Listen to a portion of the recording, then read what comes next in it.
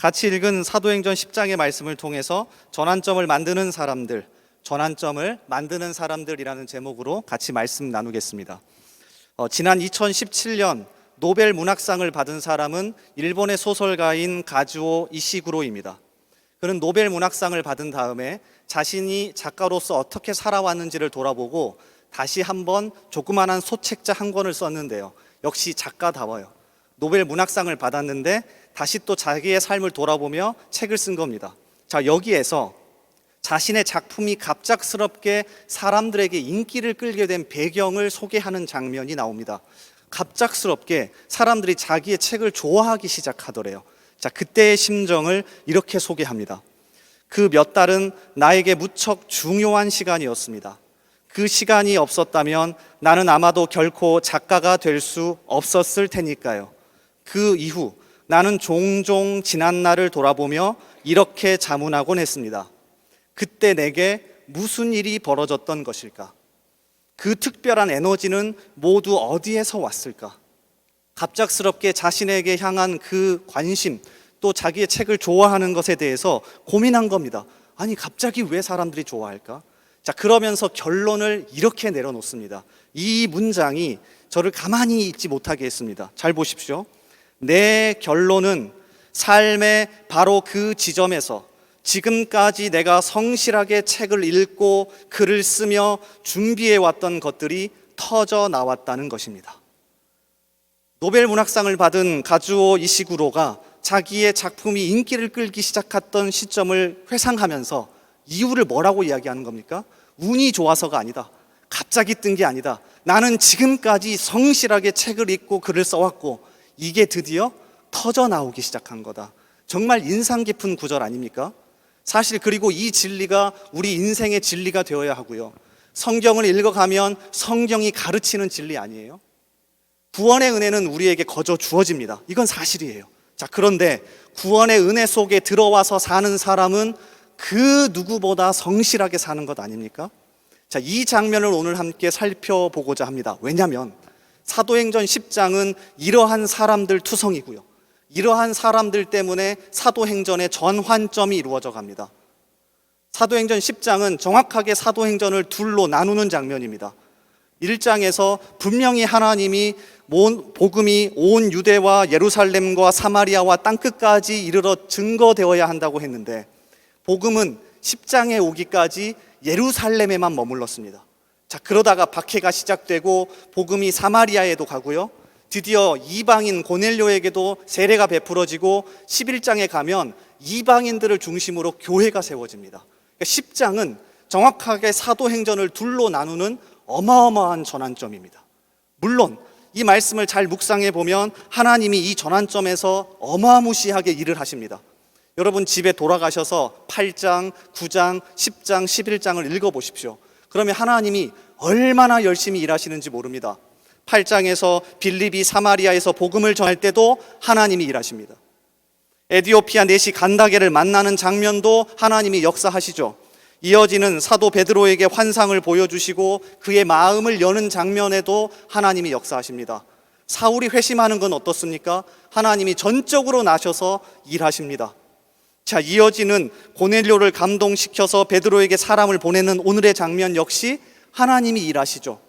11장에서 몇 사람의 마음을 움직여서 이방인에게도 복음을 전하게 하는 장면 역시 하나님이 그 뒤에서 일하고 계십니다. 자, 그런데 더 중요한 건 이 엄청난 역사의 전환점 속에서 하나님이 우리를 참여시키십니다.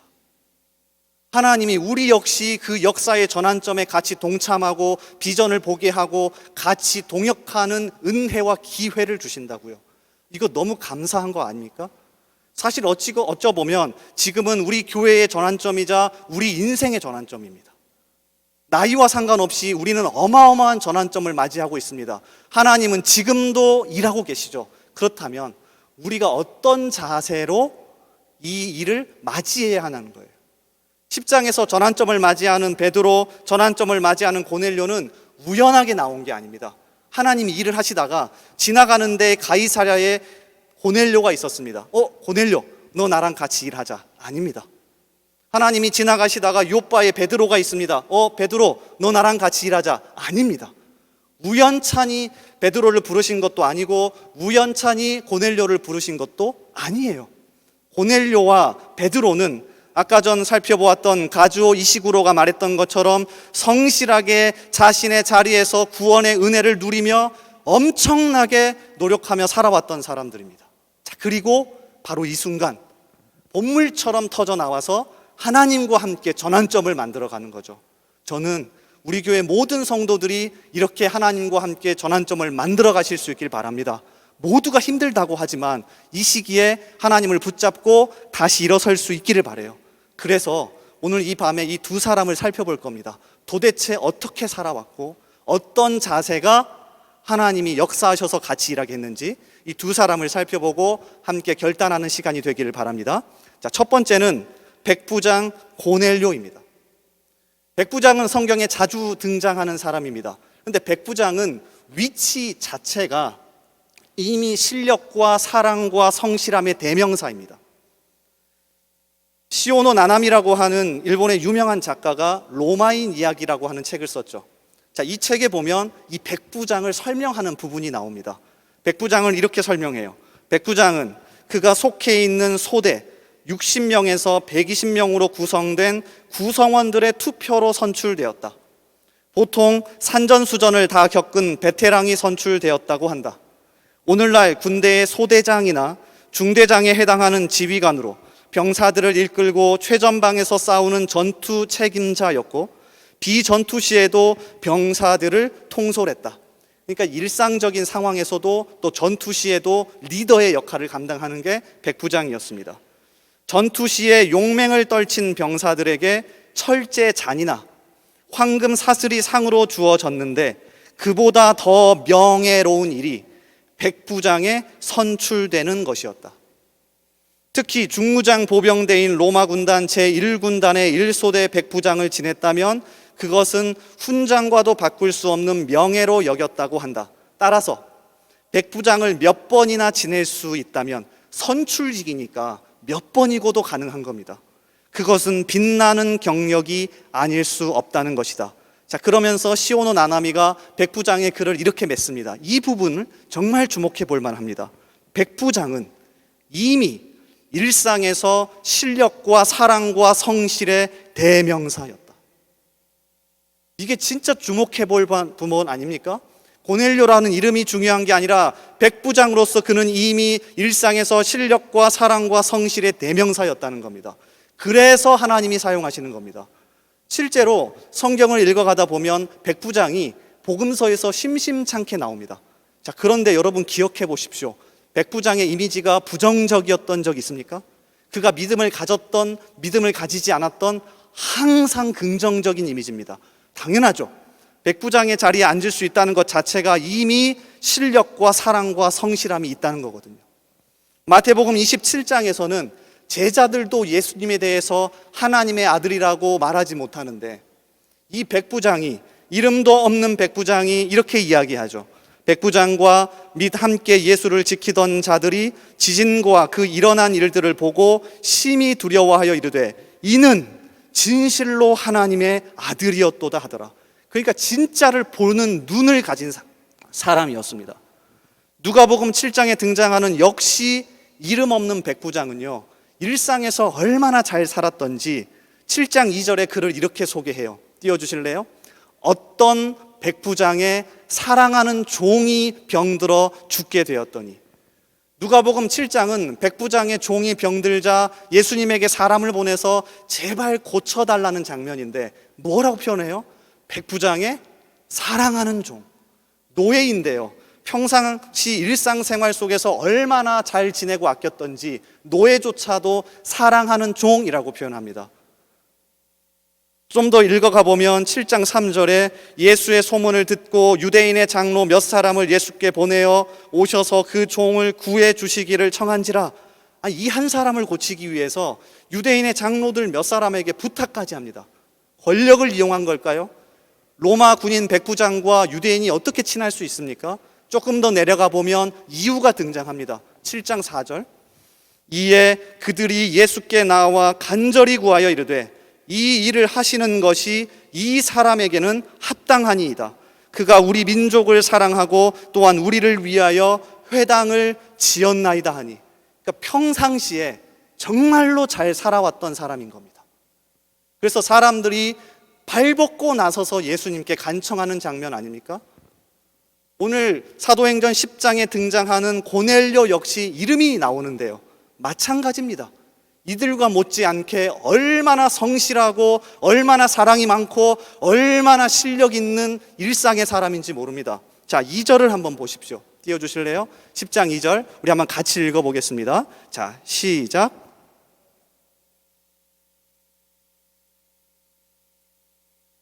구제하고 하나님께 항상 기도하더니. 그는 이방인이긴 했지만 하나님을 경외하는 사람이었습니다. 자, 그런데 그냥 경외했다고 표현하지 않고요, 그가 경건하여 온 집안과 더불어 뭘 합니까? 백성을 많이 구제하고 하나님께 항상 기도했답니다.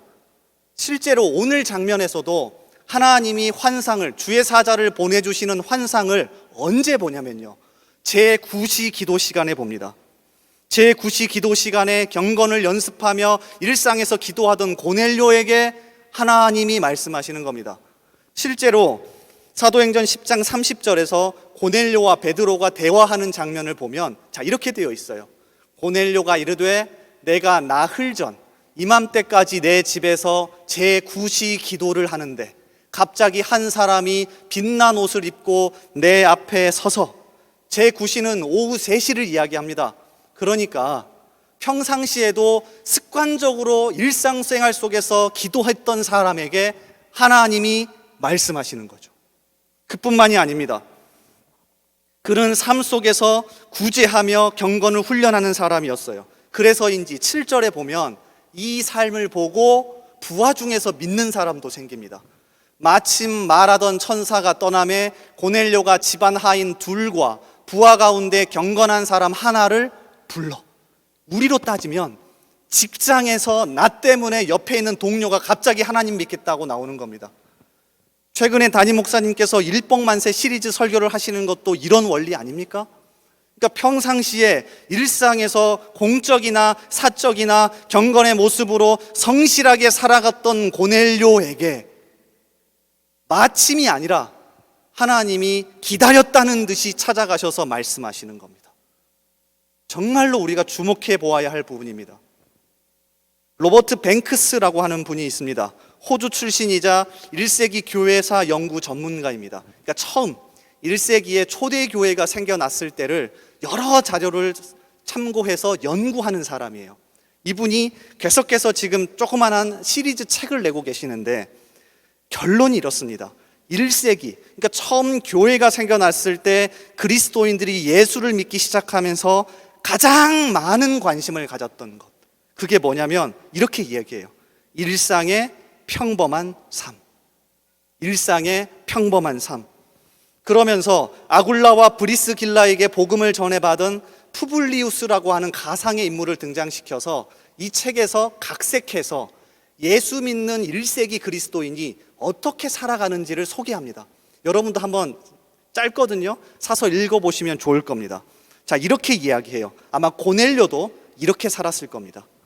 11시경에 우리는 점심 식사를 하러 집 뒤편에 모였다.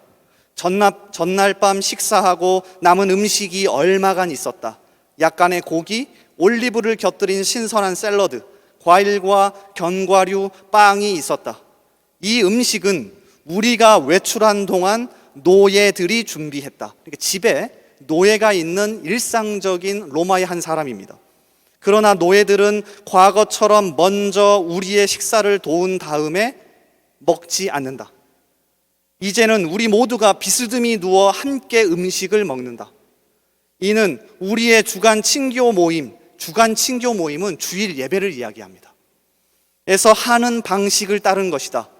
거기서는 자유인이나 종이나 어린 사람이나 노인이나 모든 사람이 다 같이 먹는다. 집에서 점심 식사를 할 때도 그렇게 하자고 처음 제안했을 때 우리 노예들은 처음에는 반대했다. 아직은 때가 아닙니다. 주말마다 브리스가와 아굴라의 집에서 먹는 방식이라네. 그렇습니다만 상황이 다르죠. 이 말이 굉장히 우리의 마음을 아프게 합니다. 지금은 주중이니까요. 지금은 주일이 아니니까요. 이 노예의 말에 대해서 푸블리우스가 답변하는 이 장면, 정말로 중요한 장면입니다. 알겠네만 예수님의 제자로서 함께하는 행동이 다른 때는 일반 주일을 제외한 일상의 삶을 이야기합니다. 때에도 영향을 미쳐야 하지 않을까? 이 마지막 문장이 우리의 문장이 되어야 하는 것 아닙니까? 하나님은 고넬료가 주일에 예배를 너무 잘 드렸기 때문에 주일에 찾아가신 게 아니라 주일에도 잘했겠지만 일상의 삶에서 성실하게 사랑과 신력과 존경으로 살아갔던 고넬료에게 찾아가서 말씀하시는 거죠.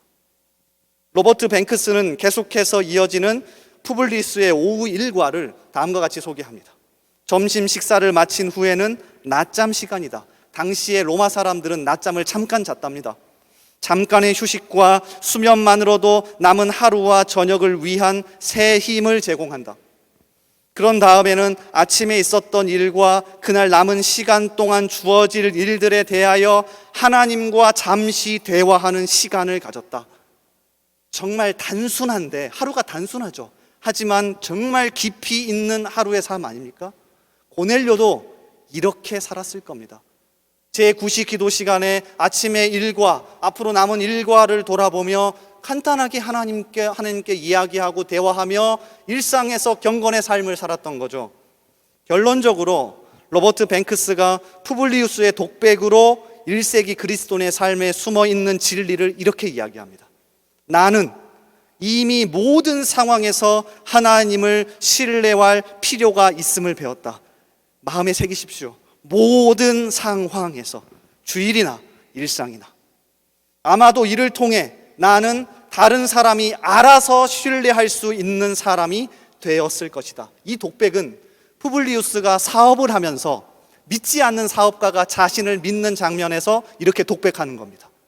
이게 우리의 모습이 되어야 합니다. 잃어버린 일상을 찾아야 합니다. 삶 속에서 치열하고 성실하게 경건을 훈련하고 살아갔던 고넬료에게 하나님이 찾아가셨다는 사실을 기억하고 마음에 새기셔야 합니다. 왜? 하나님은 지금도 그런 사람을 우리 가운데 찾기 때문입니다. 저와 여러분이 그 한 사람이 될 수 있기를 바랍니다. 그런가 하면 두 번째, 베드로입니다. 베드로 역시 정말 흥미로운 인물입니다. 베드로는 처음부터 마음이 열린 사람이 아닙니다. 그러니까 예민하지 않아서, 우리 주변에 그런 사람 있잖아요. 뭘 얘기해도 좋다고 그냥 하는 사람, 예민하지 않고 긍정적으로 뭐든 하는 사람. 베드로는 그런 사람이 아닙니다. 의심도 많고요, 다혈질이고요, 쉽게 사람 믿기도 어려운, 그러니까 그런 베드로를 하나님이 어떻게 사용하신 걸까요? 베드로라고 하면 우리는 얼핏 보기에 꼴통, 보수, 유대인처럼 보이죠. 갈라디아서 2장 때문에 그렇습니다. 갈라디아서 2장에 보면 사도 바울이 베드로를 이렇게 꾸짖습니다. 띄워주실래요? 게바가, 여기서 게바는 베드로를 이야기합니다. 게바가 안디옥에 이르렀을 때에 책망받을 일이 있기로 내가 그를 대면하여 책망하였노라. 야고보에게서 온 어떤 이들이 이르기 전에 게바가 이방인과 함께 먹다가 그들이 오매 그가 할례자들을 두려워하여 떠나 물러가매. 원래 유대인들은 이방인과 식사하지 못하게 되어 있는데 베드로가 먹다가 그때 이거를 안 좋게 생각하는 할례자들이 오자 도망가 버리는 겁니다. 그러자 13절에 남은 유대인들도 그와 같이 외식함으로 바나바도 그들의 외식에 유혹되었느니라. 이것 때문에 바울이 베드로를 꾸짖습니다. 그래서 이것만 보면 베드로는 어쩔 수 없이 뼛속까지 유대인, 율법 중심인, 정말 쉽게 바뀌기 힘든 사람처럼 보이죠. 자, 그런데 12절 말씀을 다시 한번 띄워주실래요? 자, 12절을 보십시오. 야고보에게서 온 어떤 이들이 이르기 전에 게바가 이방인과 함께 먹다가. 자, 이 부분을 한번 주목해 보십시오. 성경 원어로 살펴보면 미완료 시제를 썼습니다. 우리나라 말에는 없는 시제입니다. 무슨 뜻이냐면 반복적인 습관을 뜻하는 시제입니다. 자, 그래서 이 의미를 살려서 번역하면 다음과 같습니다. 베드로는 이방인들과 함께 식사하는 습관이 있었다.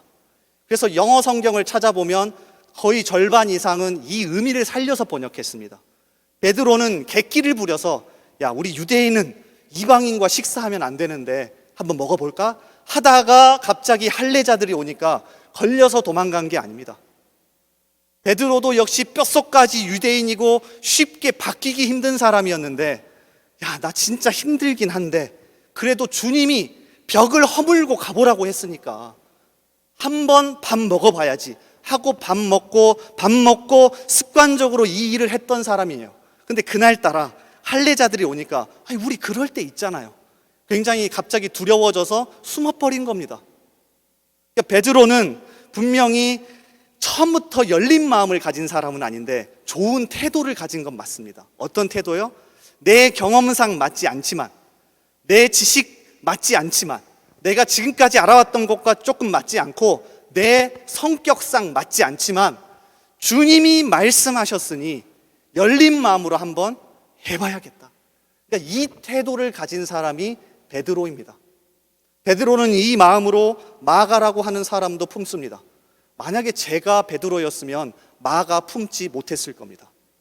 마가는 정확하게 바울과 싸웠죠. 그러니까 바울에게 찍혀서 더 이상 사역을 같이 할 수 없고 심지어 마가 때문에 당시 안디옥 교회 2명의 지도자인 바울과 바나바가 대판 싸웁니다. 성경을 읽어보면 심히 다투었다라고 되어 있습니다. 마가의 마음이 힘들었을 거예요. 거기다가 바울과 연결되어 있기 때문에 그 누구도 손을 내밀기가 어렵습니다. 마가에게 손을 내민 순간 바울과 적대하는 겁니다.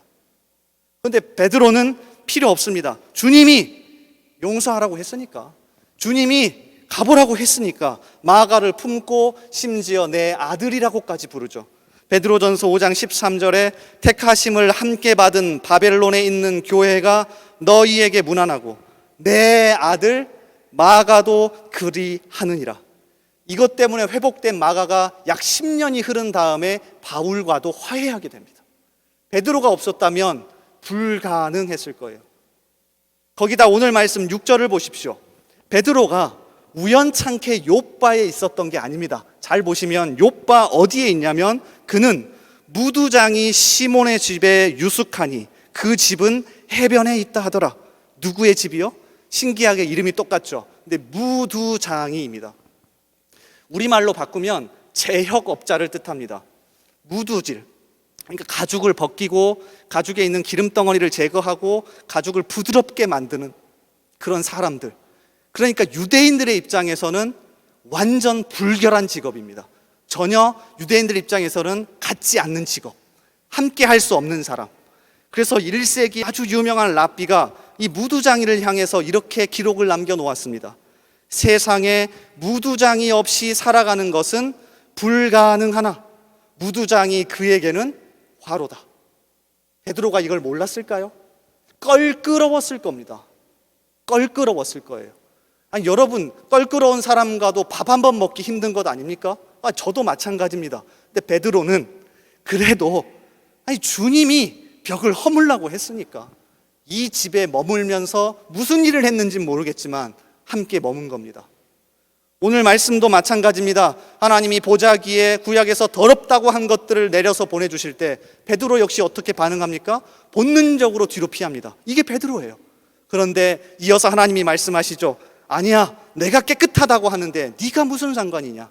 그래서 고넬료의 집까지 갑니다.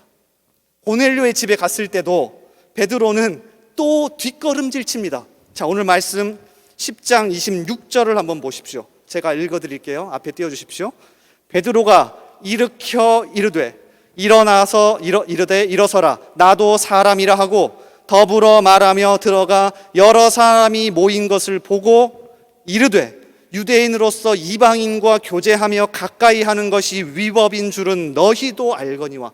이게 본능적으로 베드로가 제일 먼저 뱉은 말입니다. 뼛속까지 유대인. 우리 그런 사람 있잖아요. 저 사람 절대 바뀌기 힘들 거다. 지금까지 살아온 환경과 배경이 있어서 쉽게 이 일을 하지 못할 거야. 그게 베드로라고요. 그런데 그 다음 이어지는 28절의 문구가 우리의 자세가 되어야 합니다. 자, 띄워주십시오. 하나님께서 내게 지시하사 아무도 속되다 하거나 깨끗하지 않다 하지 말라 하시기로 부름을 사양하지 아니하고 왔노라. 베드로의 태도와 자세가 보이십니까? 원래부터 예민하지 않은 사람이 아닙니다. 야, 나는 이방인이나 뭐나 상관없어. 나는 다 그냥 친하게 지낼 수 있어. 이게 아닙니다. 나도 진짜 싫은데 주님이 가라 하시잖아. 하나님이 말씀하시잖아. 그래서 제가 하나님이라면 베드로는 너무나도 다루기 좋은 사람입니다. 우리는 아무리 말씀이 선포되고 말씀을 읽어도 움직이지 않습니다. 왜요? 내 경험과 내 생각 앞에서 막혀버립니다. 근데 베드로는 움직이기가 너무 좋은 사람입니다. 정말 싫어하는 사람, 성격도 안 되고 성품도 안 되는데 하나님이 말씀하시고 말씀이 주어지면 움직이는 사람. 이 사람이 하나님과 함께 전환점을 만들어 가더라고요. 어쩌면 코로나 때문에 힘들다 하는 이 시기 속에서도 하나님은 이러한 사람을 찾으십니다. 고넬료처럼 평상시 실력과 사랑과 성실함이 몸에 묻어나는 사람, 베드로처럼 그가 어떤 사람인지는 모르겠지만 하나님이 말씀하시면 뛰어들 수 있는 사람, 그 사람을 통해 하나님은 은혜도 주시고 실력도 주시고 하나님이 모든 환경도 주시고 전환점을 함께 만들어 가시는 거죠. 그러니까 이 시기에 다시금 우리의 삶을 점검해 봅시다. 나는 어디에 있는지, 나는 어떠한 모습인지. 그래서 정말 멋지게 우리 교회의 전환점을 하나님과 함께 만들어 가실 수 있기를 바랍니다. 한 사람의 글로 오늘 설교를 마칠까 합니다. 한홍이라고 하는 목사님인데요, 제가 청년들에게 이 책은 항상 추천을 많이 합니다. 한홍 목사님이 실제로 청년들을 대상으로 쓴 책이기도 합니다. 제목이 순간을 위해 평생을 준비한다입니다. 요셉과 다니엘은 겉으로 보면 벼락 출세를 한 억세게 운이 좋은 사람 같아 보이지만 그들은 하나님의 순간이 올 때 그것을 잡아탈 준비가 철저히 된 사람들이었습니다. 그래서 한순간에 남들이 평생 이루지 못할 차원의 성공으로 점프할 수 있었던 것입니다. 그리고 그것은 하나님이 그들에게 주신 비전을 펼칠 수 있는 더 큰 성공으로 가는 시작에 불과했습니다. 축복의 결정적 순간을 위해 평생을 준비하는 것. 이것이 바로 제가 이 책을 통해서 주고 싶은 핵심 메시지입니다. 그리고 이 전환점을 맞이하는 시기에 하나님이 우리에게 주시는 메시지입니다. 이걸 붙잡고 살아가는 저와 여러분 되기를 주님의 이름으로 소원합니다. 이 시간 함께 찬양하며 더 깊은 우리 기도의 자리로 나아가기를 원합니다. 오늘 말씀을 생각하시면서 우리 함께 찬양합시다. 하나님, 저는요 원래부터 잘할 수 있는 사람이 아닙니다. 원래부터 잘난 사람이 아닙니다. 그래도 평상의 일상의 삶에서 성실하게 살아보겠습니다. 하나님의 말씀이라면 움직여 보겠습니다. 제 상한 마음을 먼저 치료하여 주시고 말씀과 사랑으로 채워주십시오. 이러한 마음으로, 이러한 다짐으로 오늘 함께 찬양하며 주님 앞에 나아가겠습니다. 우리 마음이 상한 자를 함께 찬양 드리겠습니다. 마음이 상한 자를 고치시는